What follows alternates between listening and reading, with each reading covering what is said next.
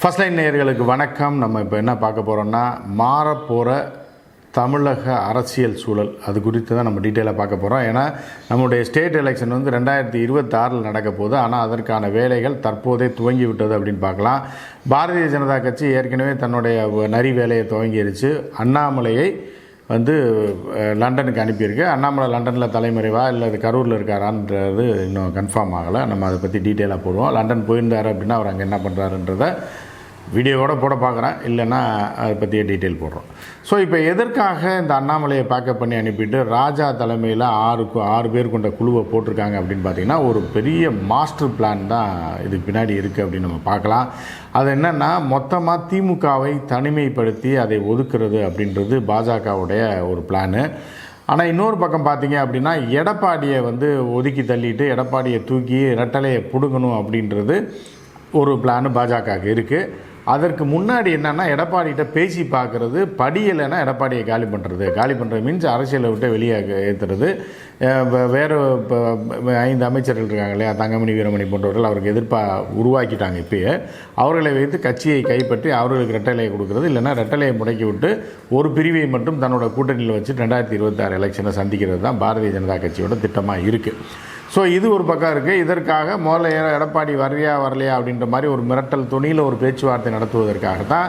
ஏன்னா அண்ணாமலை ஓப்பனாக எடப்பாடியை எதிர்ப்பதுனாலையும், எடப்பாடிக்கு அண்ணாமலையை சுத்தமாக பிடிக்கவில்லை. ஏன்னா அவர் ஜாதிக்காரர், அவர் ஏரியாக்காரர், அப்படி அரசியலில் ஒருத்தர் வரக்கூடாதுன்னு நினைக்கிறார் எடப்பாடின்ற மாதிரி இருக்கிறதுனால அண்ணாமலைக்கு எடப்பாடிக்கு செட் ஆகாது அப்படின்றதுனாலையும் ராஜாவை கொண்டு களத்தில் இறக்கியிருக்காங்க.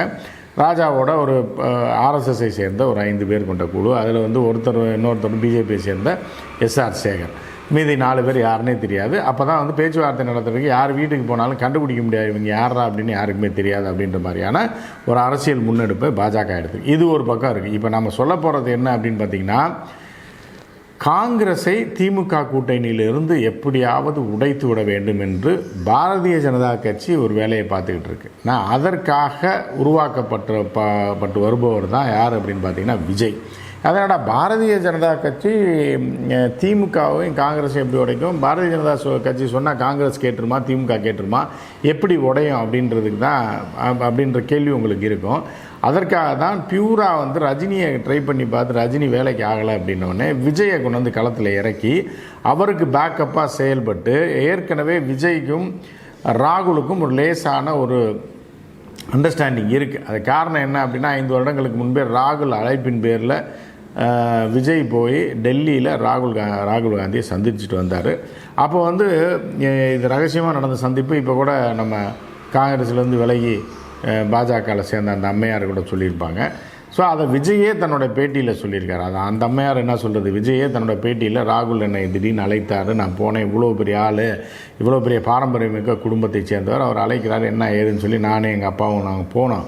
போய் பார்க்கும்போது அவர் எங்களை அவ்வளோ தூரத்துக்கு மரியாதையாக ரிசீவ் பண்ணி இவ்வளோ தூரத்துக்கு பண்ணுவார், இவர் இவ்வளோ தூரத்துக்கு இருப்பார் அப்படின்றது எங்களுக்கு ஆச்சரியமாக இருந்துச்சு. அதே நேரத்தில் அவரை சந்தித்தது எனக்கு பெருமையாக இருந்தது அப்படின்னு சொல்லியிருக்காரு. 5 வருடங்கள் 6 வருஷம் இப்போ 10 வருஷத்துக்கு முன்னாடி சந்தித்தது இது.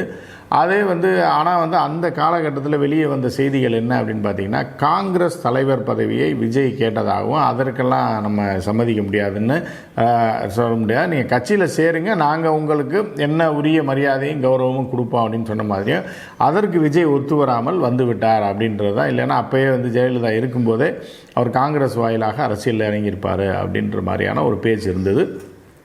அது 100க்கு 100 உண்மைதான்.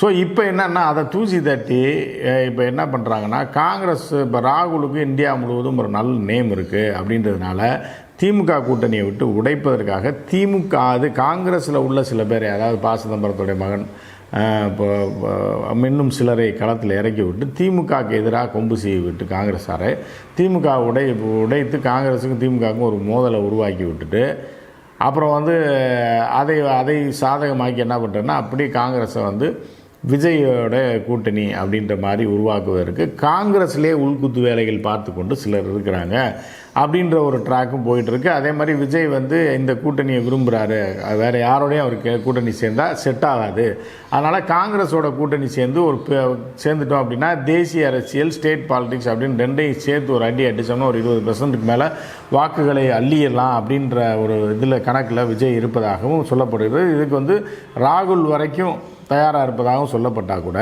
இன்றைக்கு இருக்கக்கூடிய சூழலில் தேசிய அரசியலில் திமுக இல்லாமல், ஏன்னா திமுக இல்லாமல் ராகுல் கொஞ்சம் நிற்கிறது கஷ்டம்.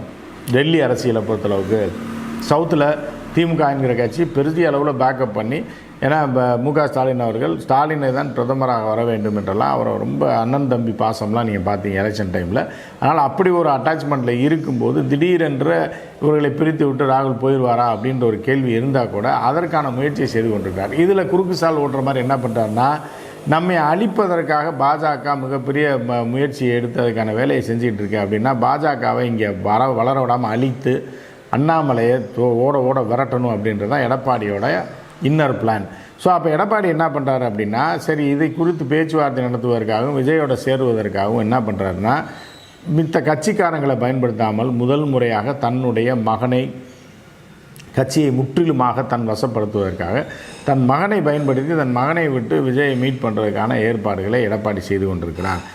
அதன் மூலமாக என்ன சொல்ல வர்றாரு அப்படின்னா, எடப்பாடி நீங்களும் நானும் தமிழ்நாட்டில் சேர்ந்துருவோம், அதிமுகவும் விஜயும் நம்ம சேர்ந்துருவோம், மத்தியில் வந்து அப்படி சேர்ந்துட்டோம் அப்படின்னா நம்ம திமுகவை விட்டு காங்கிரஸை உடைக்கிறதுக்கு காங்கிரஸுக்குள்ளே எங்களுக்கு ஆள் இருக்காங்க, அவர்களை வைத்து திமுகவை வந்து சேத்த வாரி வீசி அது இதையும் எதாவது ஒன்று பண்ணோம்னா 2 பேருக்கு உரசல் ஏற்படும் போது உடச்சி கொண்டு வந்துடலாம், 26 எலெக்ஷனுக்குள்ளே இந்த வேலையை முடிச்சிடலான்றது எடப்பாடியோட ஒரு ராஜதந்திரமாக பார்க்கப்படுது. எடப்பாடி அப்படி ஒரு பிளான் வச்சுருக்கதா பார்க்கப்படுகிறது.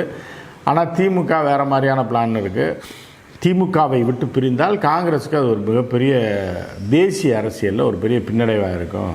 ஏன்னா வலுவாக பாஜகவை எதிர்க்கக்கூடிய திமுக வந்து நம்மளோட இருந்தால் தான் நல்லாயிருக்கும் அப்படின்ற ஒரு பாயிண்ட் இருக்கிறதுனால திமுக விட்டு காங்கிரஸ் பிரியாது, கம்யூனிஸ்ட்டுகள் பிரிய மாட்டார்கள் அப்படின்ற மாதிரியான ஒரு நிகழ்வும் இருக்குது அப்படின்னு நம்ம பார்க்கலாம். ஆனால் இதற்கு என்ன முடிவு பண்ணுறாங்கன்னா, இப்போ இதுக்குள்ளே இப்போ விஜயை மையப்படுத்தி என்ன பண்ணுறாங்கன்னா, இப்போ அதுக்குள்ளே வரணும்னு சொல்லி அதிமுக ஆசைப்படுது. ஏன்னா அதிமுக வீக் ஆகிடுச்சு. அதிமுகட்ட இருக்கிறவர்கள்லாம் இளைஞர்கள் வாக்குகள் கிடையாது, எல்லாம் வயதானவர்கள் வாக்குகள். இளைஞர்கள் வாக்குகளை வைத்திருக்கக்கூடிய கட்சியின் ஆளுன்னு பார்த்திங்கன்னா விஜய் தான். அப்போ விஜயை வந்து உள்ளே இழுத்துட்டோம்னா வயசான ஓட்டு நமக்கு ஒரு 18% ஓட்டு இருக்குது, விஜய் உள்ளே இழுத்த ஒரு 7-10% வந்து தான் நம்ம நிச்சயமாக ஆட்சி அமைத்து விடலாம் அப்படின்ற கணக்கில் எடப்பாடி இருக்கார். ஆனால் எடப்பாடியை முதல்வர் ஆக்குறதுக்கு விஜய் களத்தில் இறங்குவாரானா இறங்க மாட்டார். அதனால் எடப்பாடியை விஜய் சேர்ப்பதற்கு வாய்ப்புகள் ரொம்ப ரொம்ப கம்மி அப்படின்னு தான் பார்க்கப்படுகிறது. ஸோ எது எப்படியோ, ஆனால் 2026 அரசியல் களத்தை பொறுத்த அளவுக்கு திமுகவிடம் இந்த கம்யூனிஸ்டுகள், இது நம்ம விடுதலை சிறுத்தை, காங்கிரஸ் எல்லாமே இருக்கும் அப்படின்றது தான் பெரிய எதிர்பார்ப்பாக இருக்குது. ஏன்னா அவர்களுக்குள்ளே எந்தவித பிணக்கும் இல்லை, அப்படியே ஒரு ஒற்றுமையான ஒரு இதில் தான் ட்ராக்கில் தான் போயிட்டுருக்கு. அரசியல் அனுபவம் வாய்ந்த இவர் நம்ம மு.க. ஸ்டாலின் அவர்கள் இருக்கும்போது என்ன ஆகுதுன்னா அது அப்படியே போயிட்டுருக்குன்னு பார்க்கப்படுது. ஆனால் இவர்கள் போடுற ப்ராஜெக்ட் என்னென்னா, அவருக்கு பிறகு உதயநிதி ஸ்டாலின் களத்தில் இறங்கும்போது உதயநிதி ஸ்டாலினை எதிர்த்து விஜயை ஃபோக்கஸ் பண்ணி கொண்டு வரணும், அதோட நம்ம போய் இணைஞ்சிக்கணும் அப்படின்ட்டு பிற்கால திட்டத்திற்கு காங்கிரஸ் தயாராகி வருவதாக அப்படி ஒரு பேச்சு இருக்குது. அதை ஏன்னா நீங்கள் ப. சிதம்பரத்தோட மகனான இவர் கார்த்திக் சிதம்பரம் பேசக்கூடிய பேச்சு எல்லாமே திமுகவுக்கு எதிராக இப்போயே அவர் ஆரம்பிக்கிறார். ஏன்னா அவர் தான் அந்த துவக்க புள்ளியை பண்ணியிருக்காரு. ஸோ இது எப்படி போய் முடிய போகுது அப்படின்றத நம்ம பார்க்கலாம். நிச்சயமாக 2026 தேர்தல் ஒரு பரபரப்பான ஒரு சட்டமன்ற தேர்தலாக தான் இருக்கும் அப்படின்றதில் மாற்று கருத்து இல்லை. என்ன நடக்குதுன்னு நம்ம பார்க்கலாம்.